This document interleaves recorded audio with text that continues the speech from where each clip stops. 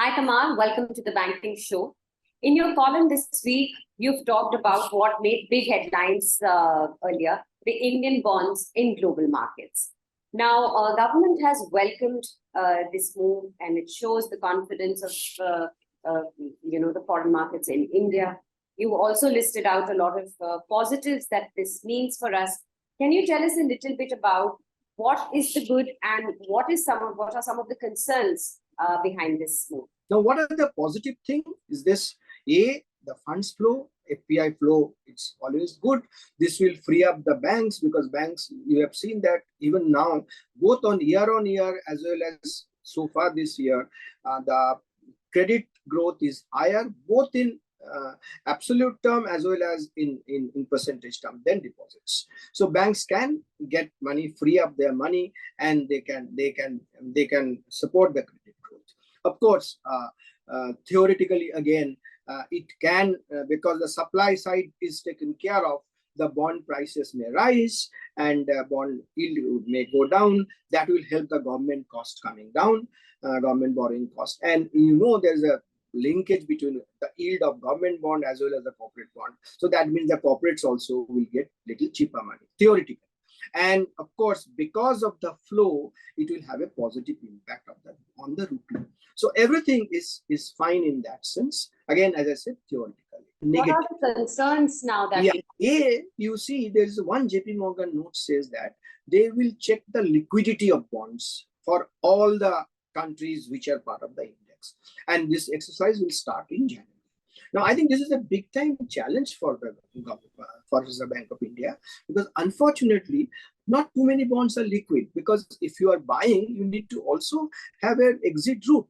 But it's not. At any given point of time, you will see in India, probably 6 or 8 bonds are liquid, not too many. So Reserve Bank of India has to create liquidity in the bond markets. That's one part of the thing. That's a challenge. Other part is this. If it is dominated by local investors, which it is now, you don't care about many other things. But if certain things happen, certain negative developments globally, if anything happens to India rating or any concern, internal or external, and if there is a sudden exit of these guys, the FPI, foreign investors, then you will see the yield going up, a lot of volatility in the bond market, which nobody wants, and impact on rupee. Something else that made news recently were remarks of former finance secretary about Ruchika Patel and the kind of money hoarding that was happening. Can you tell us a little bit about this, some perspective on what was going on? Well, you are talking about Subhash Garg's book, right? And which both in social media and normal media also been there around. Well, I don't think there's any surprise in it, because if you see what led to Dr. Patel's exit, even though his formal resignation cited reasons personal, but everybody and his aunt knows that there was a tussle between Government of India and RBI at that point of time, and the boardroom was actually a sort of war room, and there was a long, prolonged board meetings. I think that kind of meetings in RBI's history for the first time happened, not once, but twice or thrice. And the entire government brigade was led by Mr. Subhash Garg, who was the part of the finance ministry at that time, finance secretary. And the bone of contention, among others, at that point of time was there are multiple issues were there, but the main thing, one of the things was there, how much money RBI should transfer in the form of dividend or surplus. Government wanted more money, and there are other issues also. If you remember, Arun Jaitley was the finance minister at that point of time, if I'm not mistaken, and there was a threat that they will cite under the RBI Act certain thing which government can give direction to Reserve Bank of India. So it went to that level, and they wanted more money. So that's the point he is talking about, Subhash Garg. And then what happened? Governor Dr. Patel resigned, and Mr. Das came as a governor. And first thing he did to sort out the issue is to set up a committee led by Dr. Bimal Jalan, former Reserve Bank of India. The committee came out with its report. It was within a few months, everything happened, and the government got more money. But did it get as much money as it wanted? No.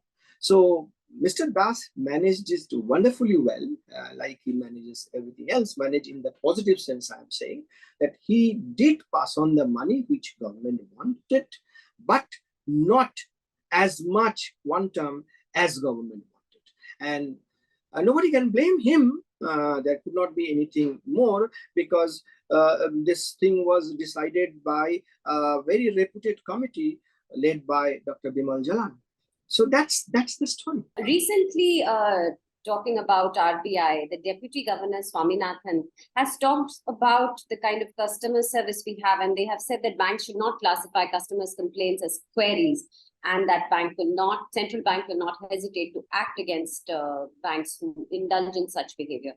So, Tamal, what is the kind of customer service that the standards that we have in India right now? Well, unfortunately, if you ask me, irrespective of the nature of the bank, it could be highly valued, it could be investors' darling, it could be big size. I'm not citing any name, but unfortunately, customer service is not on the radar of most of the banks.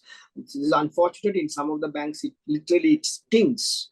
And Reserve Bank of India has been trying to address. They have revamped the entire ombudsman scheme in multiple ways, but unfortunately, it's if you see now most of the banking is done digitally, and then the physical whatever happens is this: they just sell. They're the marketing outfit. So the moment you have little more money in your fixed deposit, in your savings bank, and you walk into this, you'll be scared that you'll be grabbed by somebody and asked you to put in either mutual fund or insurance, so on and so forth. I mean, I know some cases what happened is this: the parents died, and the nominee, the son and the daughter, they could not withdraw the money because it was year end. And banks would lose that kind of money because there's a target if it's a little hefty money. So if suppose something, the mishap happens in February, you have to wait till April to get the money because they need to, keep their target on the 31st March for the quarter thing. So as I said, irrespective of the size of the bank, irrespective of the value of the bank in stock market, generally most banks lack in customer service. Very few actually care for the customers. That's the unfortunate case. Good that RBI has raised this issue, and it has said that it will take action. So hopefully banks will also get their act together.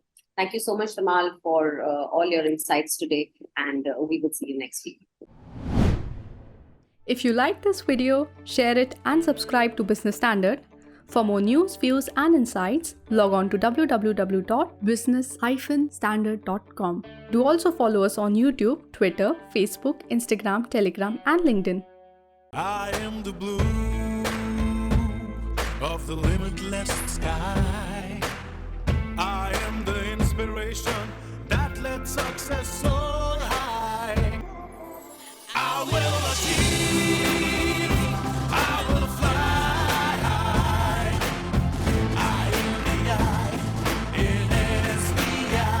I'm backed by the nation's trusted bank, SBI, the banker to every Indian.